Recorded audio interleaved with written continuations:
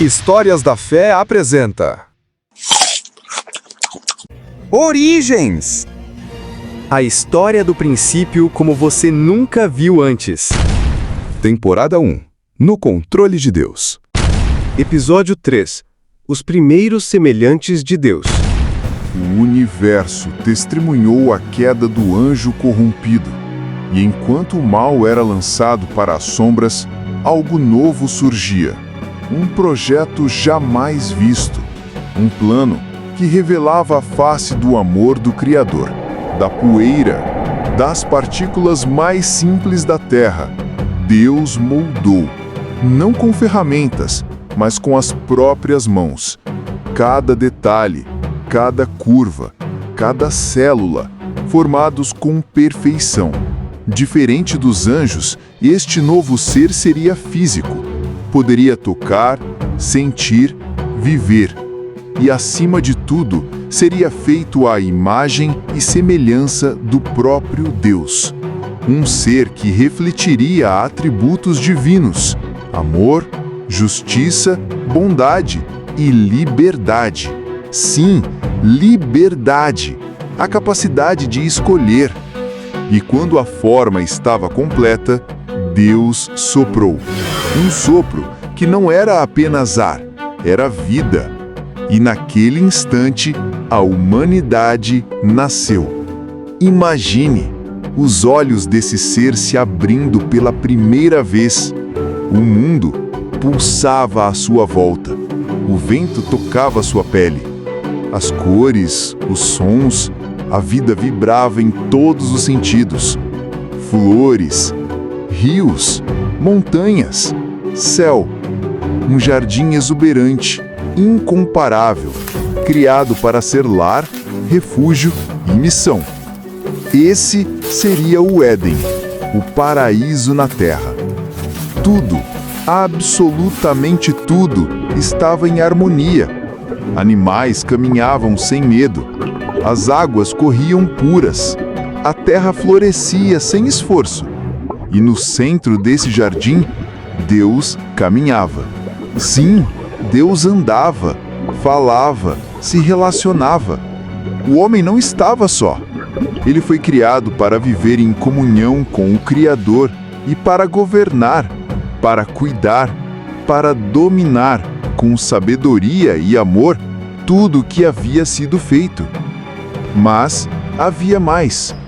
Deus olhou para aquele ser e viu que ainda faltava algo. O homem não deveria viver sozinho. E então, uma nova obra começou. Não da terra, mas do próprio homem. Enquanto ele dormia, Deus tomou uma parte dele e moldou, com a mesma perfeição, com o mesmo amor.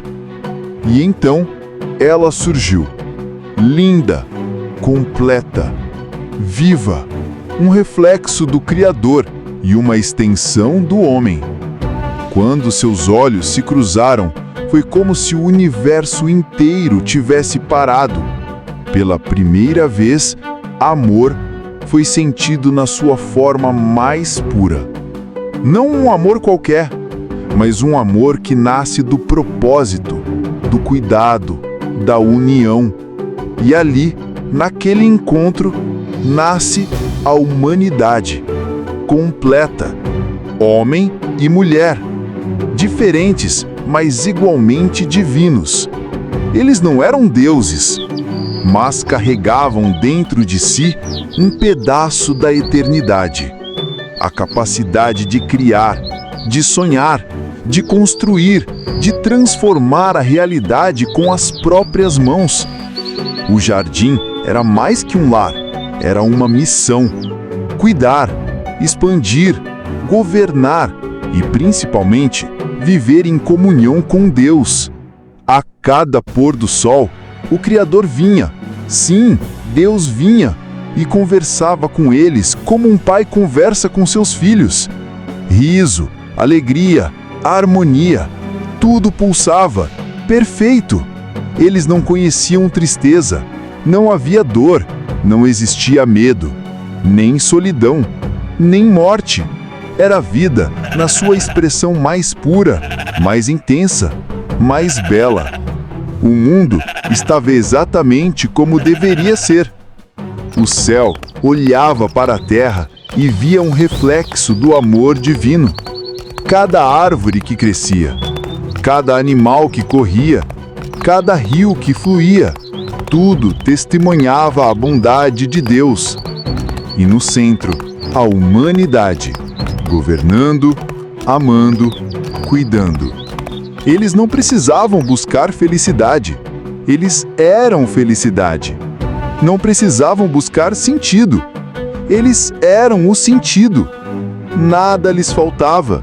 A criação inteira era um presente dado com amor, mas também com responsabilidade.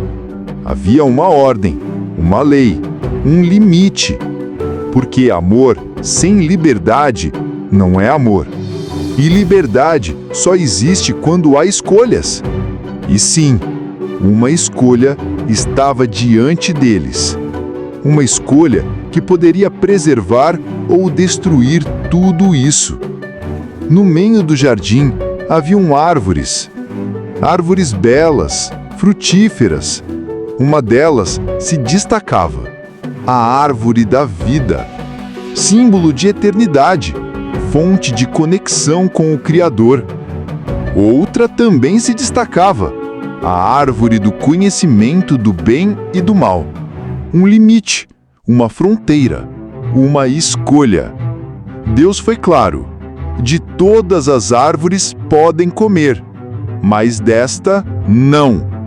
Não era um castigo, não era um jogo, era liberdade, liberdade real. Eles eram livres para obedecer ou desobedecer, livres para escolher se queriam viver debaixo do cuidado de Deus ou seguir seus próprios caminhos. O amor sempre exigirá liberdade. Os dias passavam e a vida no Éden era perfeita. Eles acordavam e a primeira coisa que viam era a beleza do jardim, o som dos pássaros, o perfume das flores, o frescor das águas. Trabalhavam, cultivavam e celebravam, não como um peso, mas como propósito. A comunhão entre eles era plena, conversas sinceras, olhares cheios de amor, sorrisos constantes e, mais do que tudo, a presença de Deus, sempre presente, sempre perto. A voz do Criador era familiar, não distante, não fria. Era um som que preenchia, que aquecia, que fazia o coração pulsar de alegria. Era, literalmente, o paraíso. O ser humano foi criado para isso, para viver em paz, em equilíbrio, para refletir no mundo quem Deus é. Sua bondade, sua criatividade, sua justiça e seu amor.